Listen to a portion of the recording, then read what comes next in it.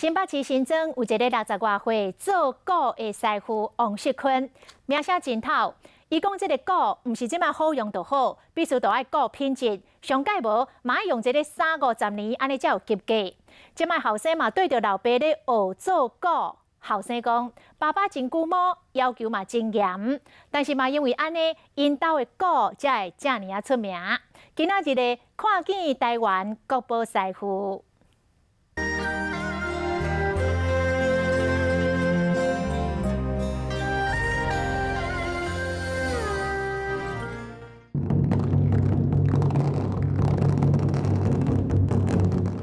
简单的一面鼓，用鼓笛锣锣拍出美术雷电高架风雨欲来气势。一粒鼓传声将近40冬，这个声犹阁真饱。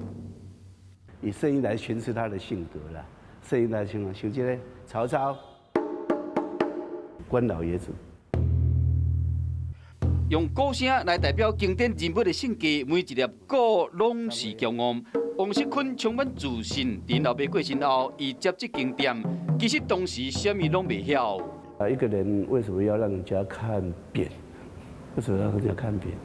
又没有经验啊，又因为那时候只看过爸爸和师傅走，没有从事的去，没有正式的路去走。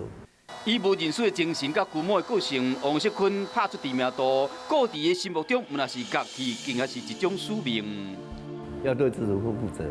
你的东西，请问够，其实是开始的声音和打了几年的声音它不一样。那你是要开始的声音好，还是打了连续几年、几十年的声音好？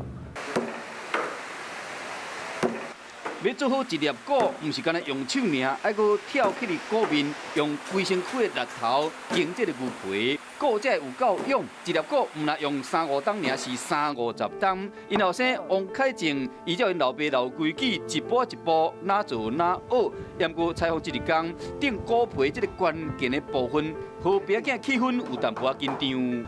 这我为的是正确的呢。你现在画正确的。